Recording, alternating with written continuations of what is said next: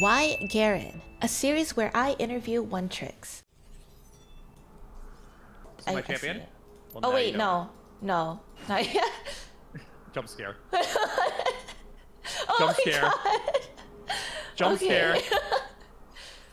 League is a horror game. You never knew that? Hi, Riste. Thank you for joining me for this collab.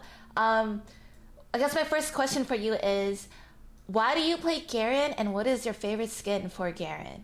Sure. Yeah, okay. So, I love Garen because he's very simple, and also, like, balanced philosophy-wise. Riot Games is very historic for reworking champions if they just go outdated for too long. And Garen's been reworked twice already. One major update, one minor update. But he's still the spin the win boy at the end of the day. And I chose to invest in him back in Season 7, or Season 8, I'm trying to remember. Because I always knew that Riot Games was going to keep him a very basic and simple champion. Therefore, if I fell in love with him, I always knew that he was going to be there in the future for me, compared to other champions of the past like Sejuani or Gangplank, who've had major identity changes, and therefore, they just don't feel the same way. Like, granted, I used to play AP Sejuani back in Season 5, and support Gangplank. You can't really do that anymore with their new iterations. So, as cool as it is to see their newer iterations, you know, basically thrive, at the same time, it kind of broke my heart a little bit that I couldn't enjoy those playstyles that I used to. Right. Shout out to Mordekaiser mains, right? So, I knew Garen was very easy for me to invest in. Plus, when I'm 70 and I have no more mechanics, I have can play him. to play, so I'm basically setting myself up for retirement. Because we all know we're going to be playing this game 50 years from now if we have to. God and Riot Games willing. Okay, perfect answer. All right, Yeah, and then... my sorry. favorite skin is Demacia Vice Garen. I fell in love with this skin, and also the aesthetic attached to it. I'm big into 80s aesthetic, retro wave, synth wave, so I just dig the skin. It's a really cool skin, and I really hope that Riot Games iterates more champions from this skin line in the future. We can only hope. But yeah, it's a really cool skin. It's also pay to win. I can't recommend it enough. Demacia Vice, baby. Okay, let's do a 360 of that skin. I don't know if you can, but No, there we that's go. the All recall. The recall. Okay. And then with this skin, you know, there is some skins that's like pay to win, have a little slight advantage. Does Garen have any of those skins? Oh yeah, definitely. And this is actually a really great question because as you mentioned, yes, there are some champions that have pay to win skins and pay to lose skins based on visuals and aesthetic. We'll go ahead and talk about this in a second because I want to talk about one of Garen's basic combos that is a little bit more reversed from what he normally does. So if you want, we can get into that that aspect with this skin as we talk about his like basic combos. Would you prefer we do that first? Yep. So yeah, the first thing. Before. My character keeps. She talks a lot. Hold on, let me turn down my character's voice. Yeah. Quieter, really. You know, mom and dad are talking. Okay, yeah. So the first thing I guess like we would like to see is like the first basic combo of Garen, and then like the medium level and like more complicated if there's a complicated. Okay. Yeah. I have to stop you right there because if you're playing Garen, what I like to do is I go through a checklist every time I play Garen. This is really, really important. All right, here I go. I'm pulling up my checklist right now. Okay, the first check mark, first item is your monitor on? Yes. Okay, that's good. Is your keyboard plugged in? Is item number 2. Yes. Wired in, plugged in. That's great. Okay, and last but not least, is your mouse plugged in? Yes. Okay, that's great. You don't need any of those to play Garen, but it's always good just to check. Exactly. Okay. Mm-hmm. Okay, great. All right, so now that we have that all squared away, yeah, let's go ahead and talk about Garen, which is one of the easiest champions in League of Legends to pick up, and I can't recommend him enough. You guys will fall in love with the spin to win boy. And on top of that, too, he's got the Johnny Bravo dance. So if you love Johnny Bravo, well, hey, you can go ahead and do the monkey. But yeah, let's go ahead and talk about his basic combos. Garen's a very, very straightforward champion, and how you basically play him is kind of one-directional. But it doesn't mean that he doesn't have, like, advanced like tactics or tricks. There's a lot of things that you can do that breaks Garen's normal gameplay patterns to basically either optimize his play potential or to optimize his damage. Mm-hmm. So the most conventional one that a lot of people loathe in solo queue, apparently has 0 counterplay, and it's unfair, Riot Games please nerf, is going to go ahead and be his Q and E combo, which basically means he charges at you, drops his sword, starts spinning, and then drops a larger sword on you to kill you. We'll go ahead and just run him the Q, land the silence, and while your opponent is silenced, we'll go ahead and spin a little bit, maybe drop Ignite, and then drop it. Pretty simple, right? But what if I told you this is not Garen's highest damage combo? Even though this is effective in gap closing and being able to go ahead and secure a kill, oftentimes because Garen is a champion who's often what we like to call in League of Legends mobility crapped, meaning that he basically struggles in keeping up with the advanced high mobility champions of League of Legends. Sometimes if you're in a situation where you don't have to worry about gap closing, Garen has a specific combo that allows him to do more damage, and that's all tied with reversing that sequence that we just talked about. Instead of going Q into E, we go E into Q. And you might be asking, Riste, why do we do this? Well, a lot of people don't know, especially picking up Garen, that Garen's spin doesn't just have a damage component to it, it also has a debuff component to it as well. Garen's spin, when you hit an individual target for 6 spins, reduces his armor by 25%. This is almost the same value that you get from Black Cleaver. Well, that value changes a lot because they like changing that. Yeah. They like changing that item like the weather. So it really depends on the patch. Don't quote me on this one. Right. But if you're watching this video 2 years from now, it could be 50% reduction at that point. Who knows? Shout out to the League players playing in 2030. But let's go back to the point here. Applying that armor reduction can sometimes be very vital because if we sequence that first, that means we're going ahead and amplifying his Q damage compared to landing Q first, which wouldn't normally benefit from that armor reduction, if that makes sense. Are you following with me? Yes. Yes. Okay, good. I see your notepad out. All right, so let's go ahead and reverse that sequence really quickly. We're going to walk up to our opponent, Okay. spin first, and then we'll go ahead and auto-attack, reset a Q, and then we can continue the rest of the combo there too. You will notice that this has done more damage because, again, we're reducing the armor before the Q instead of after the Q. Wait, Very wait, simple. pause. We're just reverse engineering. Okay, I don't see the numbers on the target dummy. Okay. Are you recording on your end by chance? No, but I can record really quickly. Okay. Okay. I wonder if we're on the same team. Can I see it on the target dummy? But I'm not sure. You might be able to do that. Yeah, you might be able to do that. You should probably do that for future recording. Okay. Unless you want the person you're featuring to To specifically hit kill me. you. Yeah. Okay. Yeah, Oh my yeah. god. I didn't think about this. It depends on how much abuse you want, you know. I'm gonna leave it at that. Okay. Right, I think. Let me go ahead and record this. All right, so let me do this one more time, Okay. and then you just go ahead and post my voice all over it. Here we go.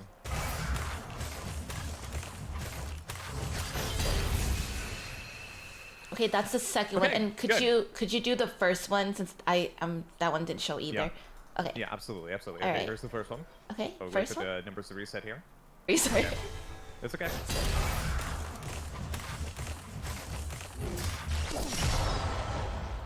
Okay, that's 1068 on that one. All right, now we're gonna go and we're gonna reverse that. We're gonna go E in the Q here. If I can reset my cooldowns, here we go. Okay, here we go.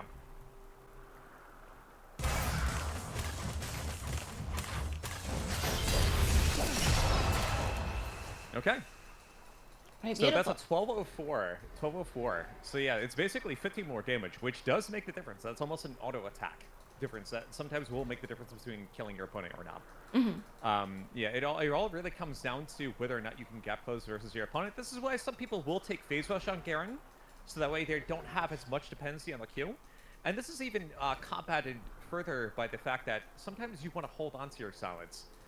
Sometimes your opponent has maybe a critical ability that they want to cast that you can deny by using silence. But if you use it at the very start of a fight, well, you're not going to have that ability up for potentially 5 to 8 seconds, which gives your opponent the ample window to counter you with a ability that's critical or to be able to escape. A big example of this is Lissandra. Let's say you're on top of a Lissandra, and this is a Lissandra, for example.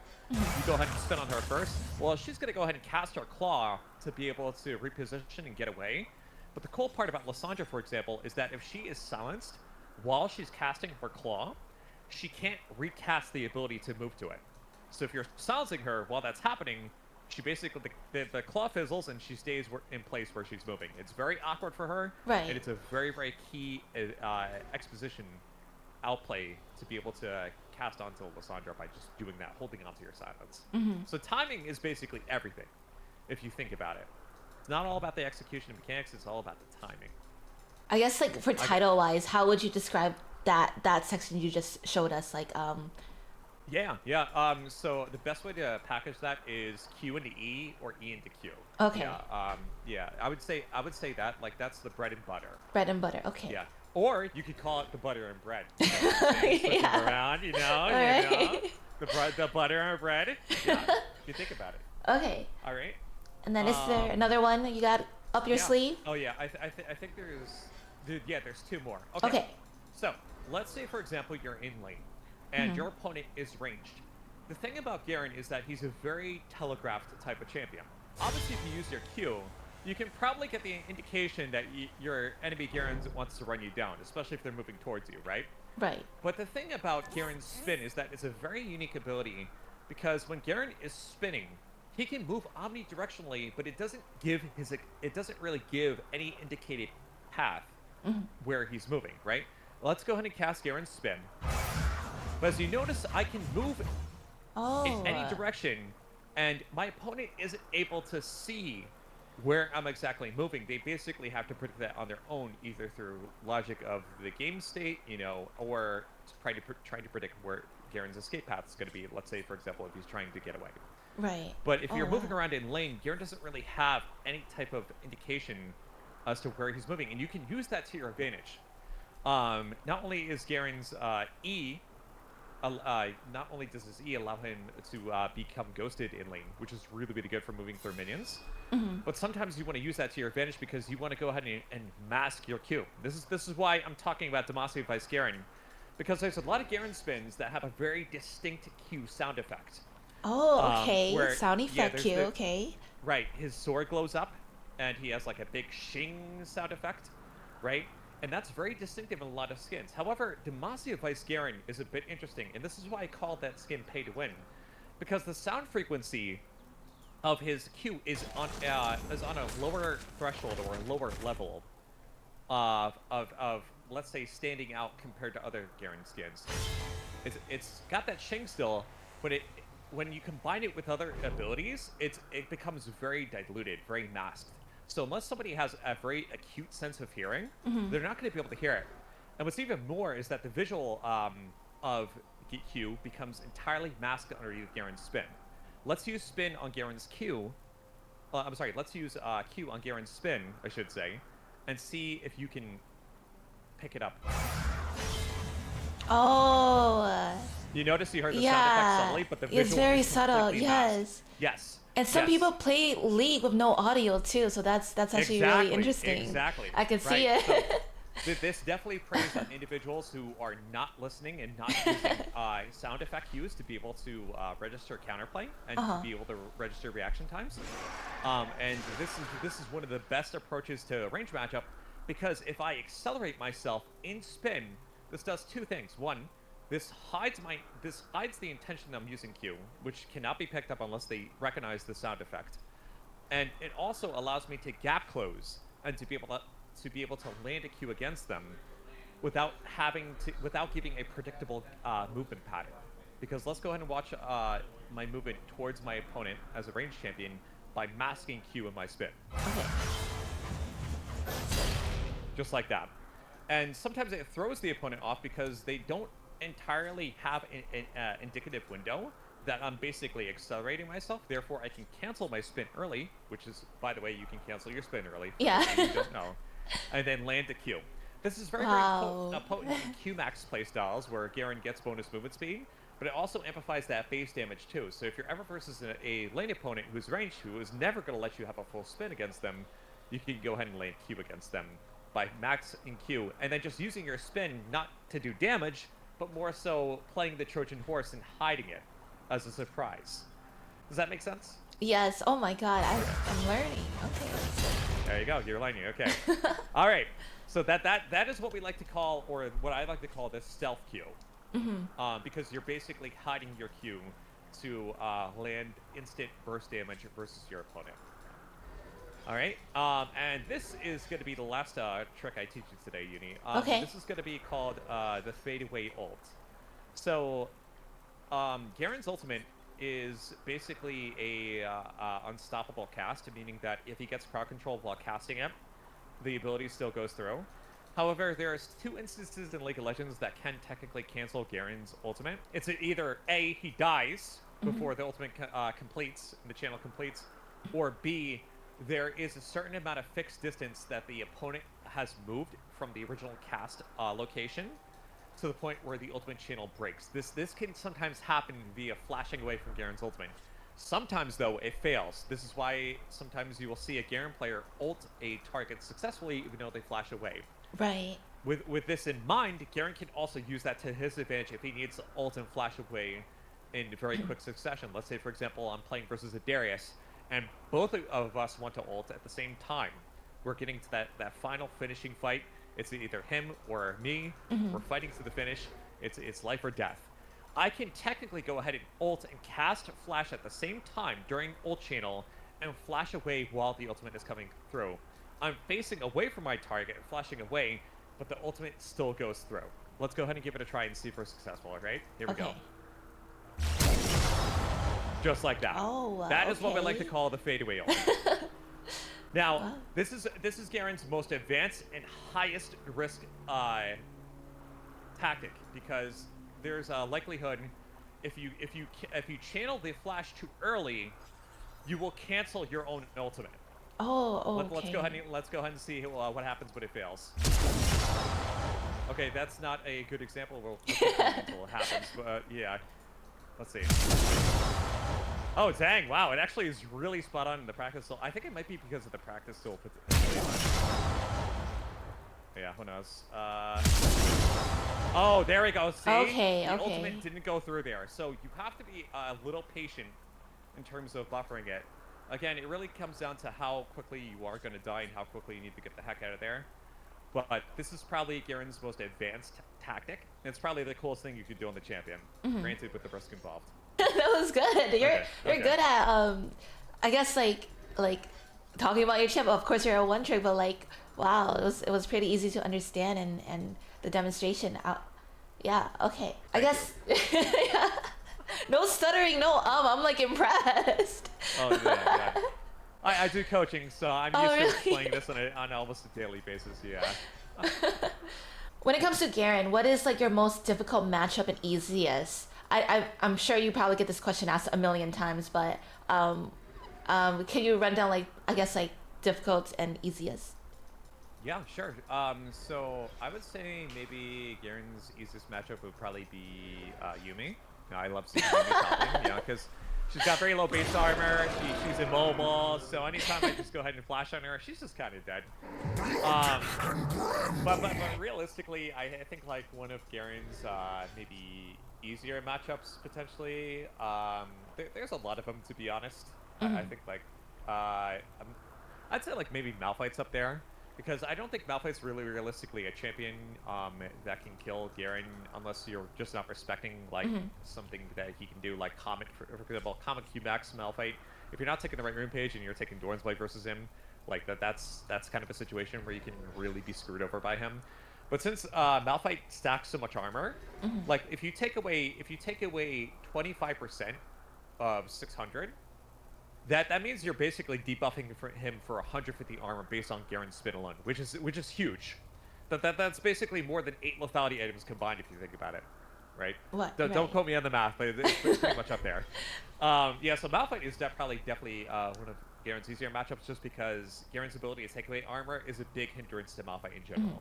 Okay. On top of that too, if the Malphite player maxes Q to poke Garen, well, then he sacrifices Wave Player, and then Garen basically beats him with Wave Player, because Garen players mostly want to max spin. So you're basically hitting two birds with one stone, essentially. And then Garen's hardest matchup, it really can come down to the player and their individual champion knowledge. I know for me, for example, my hardest Garen matchup is probably Volibear. Volibear, okay. Is that your go-to ban? Or no, the reason why I don't ban Volibear is because his pick rate isn't really too high for top lane. He's mainly being played in jungle right now, and good riddance, to be honest. I hope he stays in jungle forever. But because Volibear has really good short trade damage, very good extended trade damage because it heals him with his enhanced bite if he stays in combat. He has a shield, he has a point and click stun, and he's got really good wave clear. So he basically challenges Garen on all aspects, and if he gets any jungle assistance, well, his ultimate is very, very good for tower diving because of Omwrecker's ability. So I think Volibear, especially taking PTA and Ignite, is one of the most challenging matchups for Garen, and you have to play very, very scared, very patient to have any chance of fighting him. You basically sit at tower, you farm minions, and you hope for Conqueror scaling, and a little bit of jungle assistance, a little bit of love. So that's probably my hardest Garen matchup, I'd say, at the moment. I guess, well, you kind of showed us some like tips and tricks already, but Yeah. do you have like any like fun facts on Garen? Yeah, oh yeah. Oh, okay. 100%. Let's talk about Garen's ultimate. Okay. So one of the coolest parts of Garen's ultimate, and this is one of his big differences from Darius, because Darius players lose to Vayne because of this. Garen's ultimate grants true sight of whoever he casts his ultimate on. That means if the opponent chooses to stealth to try to break Garen's ultimate, it's not going to work because the target is revealed while Garen is casting. Which thematically makes sense because you got this giant shining golden sword come out of the sky. If that doesn't reveal a hidden enemy, I don't know what will. So in terms of Garen versus Darius, Garen's got a little bit of a one-up because let's say for example Vayne chooses to go ahead and use her tumble in final hour to stealth while Darius is channeling his ultimate. That will actually break Darius's channel, and he'll have to continuously try to recast his ultimate because he doesn't have the same functionality as Garen ultimate. So yeah, that's one of the coolest things that I think Garen has. Another thing too is that Garen's Q is considered an unstoppable auto attack. Oh. So when Garen plays versus certain champions like Fizz, and a Garen player maxes Q, you can actually hit the Fizz player if you're quick enough as he's going into troll pull. Because if you did go ahead and select his target and you're already channeling, casting the ability, it doesn't matter if the Fizz player goes on target ability into a target ability. He can go ahead and flash out of range 2, but still get hit by it. So this is why sometimes you'll see champions be basically killed by Garen's Q despite flashing away. This is a funny thing that we like to call Bluetooth Garen Q. Bluetooth. Yeah, you basically receive the damage from far away. It's Bluetooth enabled. Garen's Q is basically Bluetooth. Yeah. Someone picking up Garen for the first time, what is like one common mistake that new Garen players do? Oh, absolutely. So the biggest mistake I see Garen players make when it comes to picking up the champion is not being patient enough. Garen is a juggernaut, yes. However, that doesn't mean that you're constantly permafighting with him. He is not Darius. He doesn't benefit from extended trades unless you have an inherent advantage. Right. Garen's passive literally says, hey, you'll get health back, but you gotta wait. If you're in combat with a champion, if you're in combat with an epic monster, if you're in combat with a tower for some random reason, you're gonna take damage and it's gonna keep the passive down. So you gotta make sure to wait and pace yourself. Keep an eye on Garen's abilities. Keep an eye on your opponent. Sometimes being able to win a Garen matchup means understanding your opponent as well as you understand Garen. Biggest example of this is the Garen versus Darius matchup. It's one of my favorite matchups and intimidates a lot of Garen players for certain, but winning versus that matchup truly is an exemplary demonstration of not only understanding your champion, but also understanding one of Garen's greatest matchups, because you need to know his cooldowns in terms of your cooldowns. His exploitable windows versus your exploitable windows. So the biggest piece of advice I have for any Garen player out there is learning how to be patient. That's sometimes tough in this game. Wow, okay. Yeah. Wow, that was basically all of my question. That was a great answer. Okay. Yeah, wow, okay. Well, I guess I have like no other questions. Is there anything like you wanna like share or say, anything that I probably missed when asking about Garen? Or yourself? But I have something to say to our lovely audience today. Make sure to like, comment, and subscribe. And of course, thank you to Uni once again for having me. It was a pleasure being the first guest on this series. Yep. Thank you so much, Riz, and thank you for joining me today.